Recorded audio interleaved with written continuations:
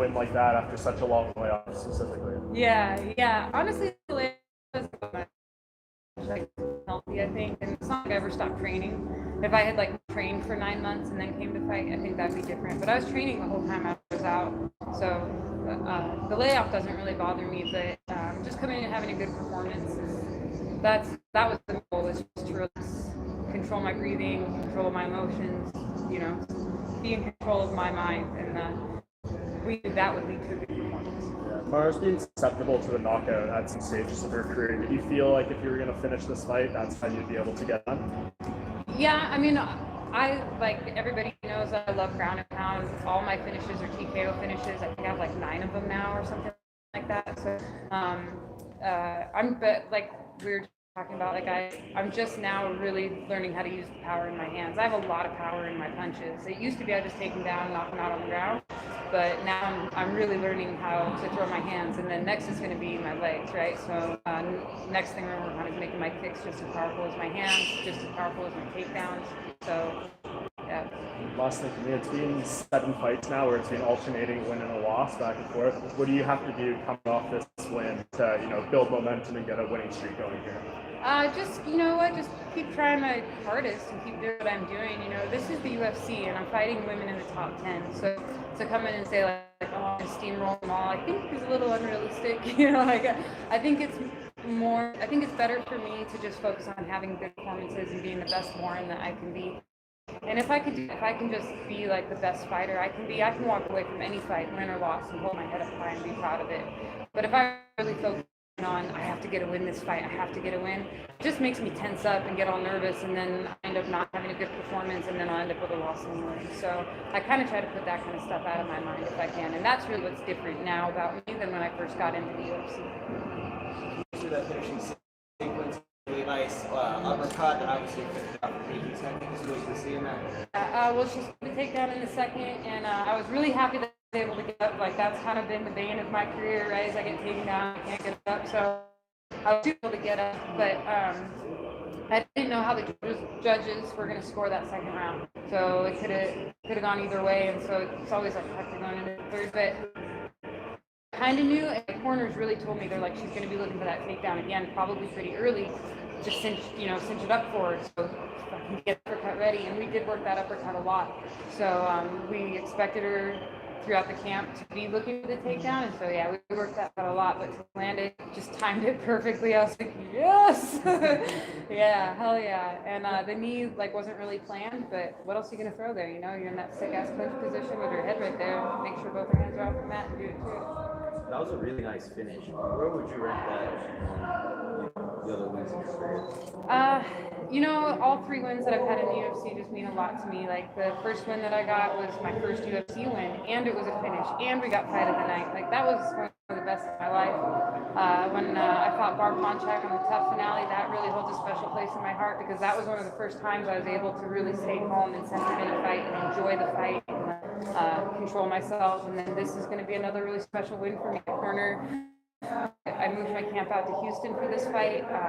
Alex Cisne has been my coach for a long time. When I was in Houston, he took me through Legacy, he took me through Invicta. We're 4-0 together going into this fight. We're 5-0 together now. My original coach, Pat Applegate, who took me through my first 8 fights, was in the crowd tonight. And so for him to see me win, they're just all really special, man. These are the best days of my life. Another person in the crowd were actually the Trump family are sitting front row, and cool. One of them brought their daughters. I think she was kind of taken aback. Somebody else said that, yeah, that she was horrified, you're at the fight. I think that happened. I don't know, this is kind of what we do, Judge had at 19-19 going into the third. Did you feel in the corner say that you needed to look for this, or were you just looking for a solid round? Just looking for a solid round, and actually they were like, yeah, we won the second. I felt confident going into the third, but you can never take your foot off the gas pedal, you know what I mean? But just for me, it was between rounds, I was like, man, I don't feel that heavy feeling that I have felt many times in my UFC career, the bright lights and the crowd and everything. I've gotten a lot of adrenaline dumps, and then you just go out there, it's like being in a bad dream where you can't move quickly, you're trying to punch and it's like slow motion. That's terrible. And just to be free from that, I was like, hell yeah, you know, like I knew going into that third that I was doing my best and that I could walk away from this fight with my head held high, no matter what way it went. You called it a couple of names post-fight. Any idea on when you might like one of those matchups to come Next to? week is fine with me. No, really, I really meant it. I'm trying to make some money. I want paycheck after paycheck. I really want just to experience as much as I can while I can. You know, fighters, we're here for a good time, not for a long time. So line them up. Let me have a good time. You know, today was a really good. Losses are super heartbreaking in this sport, and it could just as easily be me in the locker room crying right now, wishing that I'd done something a little bit different and wanting these moments back.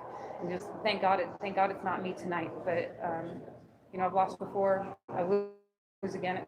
Hopefully, I'll win again at some point. And I just, you know, want to have all these experiences while I can. One day, I'm going to be 60 years old, buying my ticket to sit in the crowd, reminiscing of the gifts that I have. It's pretty important. For the people who may not have heard, who are the names that you'd like to fight? I'd like to fight either Alexis Davis or Roxanne Modafferi. Maybe someday I'll get a rematch with Caitlin Kagan. Jessica Ai would be a good matchup. Either of these ladies fighting right now, Pudilova or Shevchenko. There's just a shitload of good matchups, to be honest with you. Really, in the heavyweight division, there's a ton. Carmouche is fighting Shevchenko. How do you see that fight going on? Like, I don't know, man. Could go any. To be honest with you, Carmouche is literally the strongest person I've ever met in my life. Like, when she gets her hands on you, it is like a vice. And so we'll see. Valentina is super, super, super fast. Her stand-up is just sick. And Liz has just been doing so much grappling lately. She's such a good grappler. And she's so physically strong and imposing.